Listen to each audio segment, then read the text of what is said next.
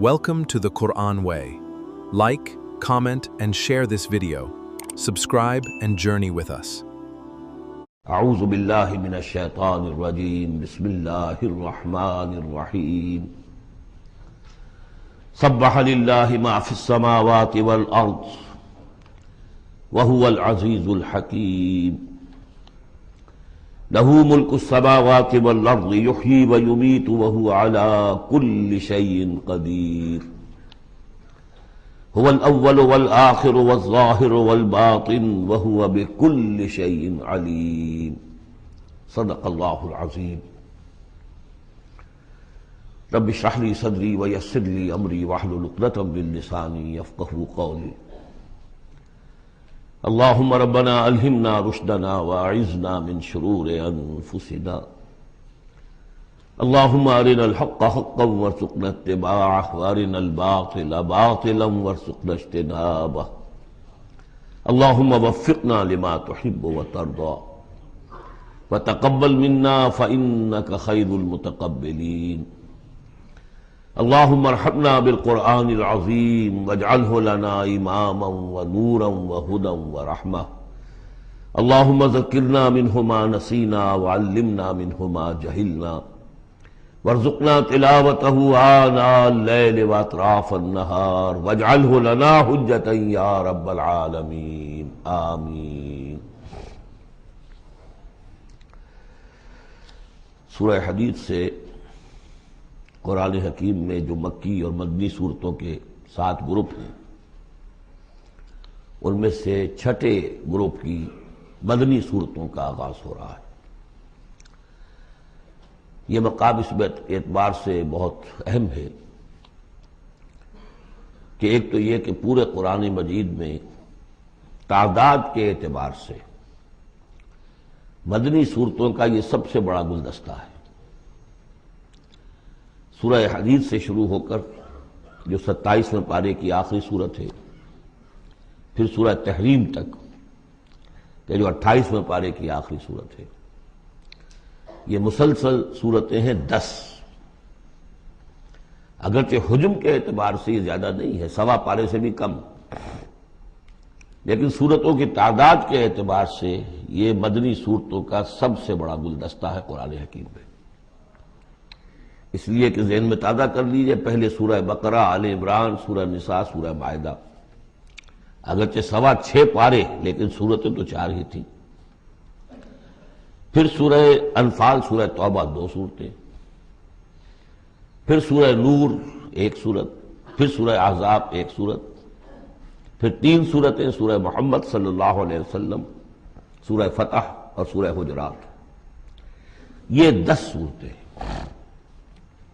دوسری نمایاں بات ان کی یہ ہے کہ ان میں سے 5 صورتیں وہ ہیں جن کا آغاز ہوتا ہے سبح للہ یا یسبح للہ کے الفاظ سے۔ تسبیح کرتی ہے اللہ کی ہر شے جو آسمانوں میں ہے اور ہر شے جو زمین میں ہے، اور یہ تسبیح کا ذکر فعل ماضی میں بھی ہے، فعل مضارع میں بھی ہے، اور فعل مضارع عربی زبان میں حال اور مستقبل دونوں کو کور کرتا ہے۔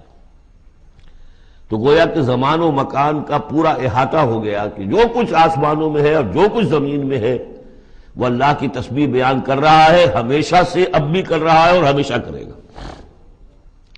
ان صورتوں کا ایک خصوصی پھر نام ہے، ان میں سے المسبحات، وہ صورتیں کہ جو تسبیح باری تعالیٰ کے ذکر سے شروع ہوتی ہیں۔ اس میں شامل کرتے ہیں بعض لوگ سورۃ الاعلیٰ کو بھی، سبح اسم ربک الاعلیٰ، لیکن وہاں وہ حکم کی صورت میں ہے۔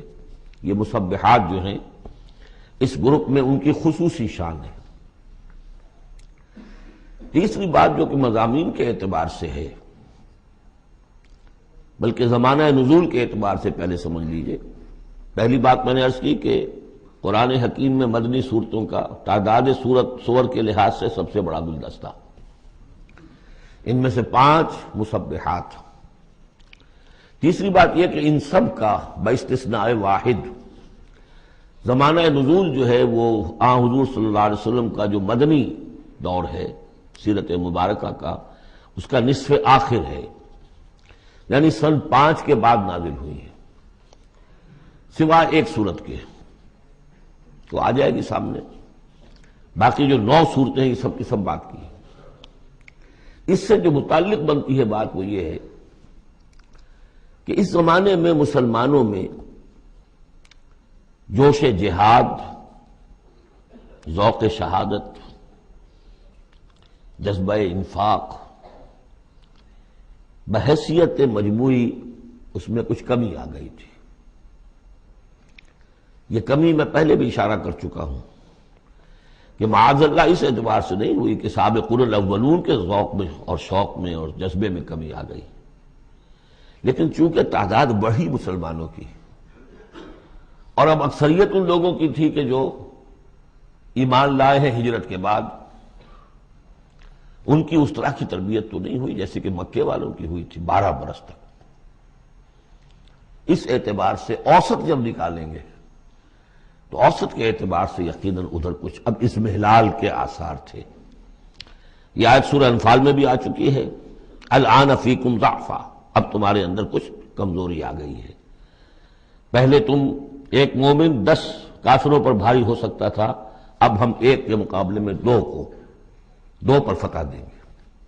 یہ بات سورہ انفال میں آ چکی ہے، لیکن یہاں خاص طور پر نوٹ کیجئے کہ ان تمام صورتوں کے پس منظر میں وہ اضمحلال ہے۔ نتیجہ یہ ہے کہ ان تمام صورتوں میں مسلمانوں کو جیسے کہ جھنجھوڑا جا رہا ہے، تمہیں کیا ہو گیا؟ سورہ صف میں آپ دیکھیں گے، یا ایھا الذین آمنوا لم تقولون ما لا تفعلون، کیا ہو گیا تمہیں؟ کیوں کہتے ہو جو کرتے نہیں ہو؟ اسی سورہ حدید میں آئے گا، وما لکم لا تؤمنون باللہ، تمہیں کیا ہو گیا؟ اللہ پر ایمان پختہ کیوں نہیں رکھتے؟ وما لکم الا تنفقوا فی سبیل اللہ، تمہیں کیا ہو گیا ہے؟ اللہ کے راہ میں خرچ کیوں نہیں کرتے؟ اسی طرح سورہ جمعہ میں وَإِذَا رَأَوْا تِجَارَةً أَوْ لَهْوًا انفضوا إِلَيْهَا وَتَرَكُوكَ قَائِمًا، تو گرفت کا پہلو ہے، پکڑ کا، اور جھنجوڑا جا رہا ہے۔ اس میں یقیناً روح سخن منافقین کی طرف بھی ہے، لیکن بحیثیت مجموع ان صورتوں میں جو اصل خطاب ہے وہ منافقین سے نہیں ہے۔ منافقین کے موضوع پر ایک مکمل صورت بھی ہے، اور سورہ حدید میں بھی اس مرض کا جو ہے اس کی پیتھولوجی پورے طور سے بیان کی گئی، یہ مرض پیدا کیسے ہوتا ہے۔ لیکن یہ ہے کہ عام طور پر جو روح سخن ہے وہ ضعفاء کی طرف ہے، کمزور مسلمان، منافق نہیں، یعنی جن کا ایمان اتنا قوی نہیں ہے کہ ہر چہ باد آباد۔ اور یہ میں آپ سے عرض کر چکا ہوں، یہ فرق تو شروع سے بھی تھا۔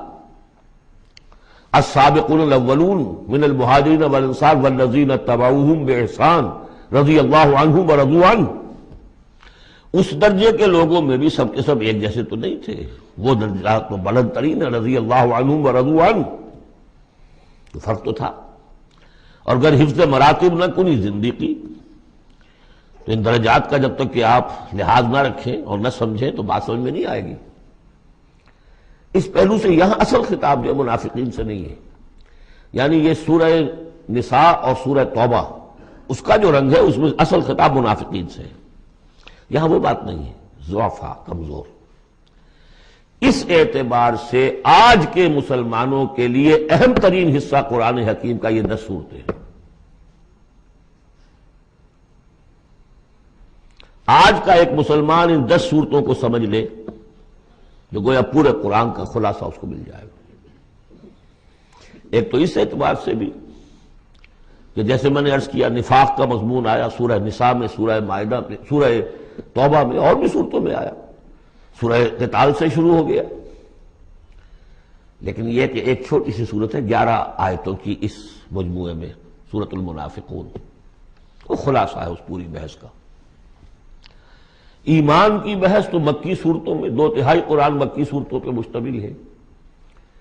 اب اس میں التذکیر میں آلاء اللہ جو ہے وہ نکال دیجئے تو ساری بحث ایمان ہی کی تو ہے، توحید کی، آخرت کی، معاد کی، باس بعد الموت کی، رسالت کی۔ اتنی لمبی چوڑی بحث کو سورہ تغابن 18 آیات پر مشتمل ایک صورت ہے۔ واقعہ یہ ہے کہ خلاصہ نکال دیا گیا، عطر کشید کر کے رکھ دیا گیا۔ تو ایک تو اس اعتبار سے بھی کہ اگر ان صورتوں کو سمجھ لیا جائے تو پورے قرآن کا خلاصہ سمجھ لیجئے کہ ان میں موجود ہے، 1.25 پارہ ہے، 1.25 پارے سے بھی کم ہے۔ اور دوسرے اس اعتبار سے کہ آج جو ہم مسلمان ہیں تو ہم تو در حقیقت نسلی مسلمان ہیں کہ ہم چونکہ بائی ایکسیڈنٹ آف برتھ، ایک حادثہ ہے یہ، ہمارے لیے اس میں کوئی فیصلہ تو نہیں تھا کہ ہم مسلمان ماں باپ کے گھر پیدا ہوں گے. اس بات نن آف اوور چوائس. اللہ نے ہمیں پیدا کر دیا مسلمان ماں باپ کے گھر، تو ہم نے اللہ، رسول، آخرت، نماز، روزہ یہ بچپن ہی سے سیکھ لیا. لیکن وہ ایمان، قلبی یقین والا ایمان، وہ تو شاذ ہی کسی کو نصیب ہوتا ہے. ڈھونڈ اب اس کو چراغ رخ زیبا لے کر. لہذا ہماری عظیم اکثریت اس وقت منافق بھی نہیں ہے، ہم دھوکہ دینے کے لیے تو نہیں ایمان لائے ہم، الحمدللہ منافق اس معنی میں نہیں ہے. تو ہماری عظیم اکثریت جو ہے وہ اس کیٹیگری میں فال کرتی ہے جو سورہ حجرات میں ہم پڑھ آئے ہیں. قالت الاعراب آمنا قل لم تؤمنوا ولكن قولوا اسلمنا ولما يدخل الايمان في قلوبكم. اور وہاں میں بتا چکا ہوں وہ منافقین کا تذکرہ نہیں ہے، اس لیے کہ آگے فرما دیا وَإِن تُطِيعُوا اللَّهَ وَرَسُولَهُ لَا يَلِدْكُم مِّنْ أَعْمَالِكُمْ شَيْئًا. حالانکہ بہت بڑے علماء بھی اس مغالطے میں مبتلا ہو گئے. منافقین کا تذکرہ وہ نہیں ہے.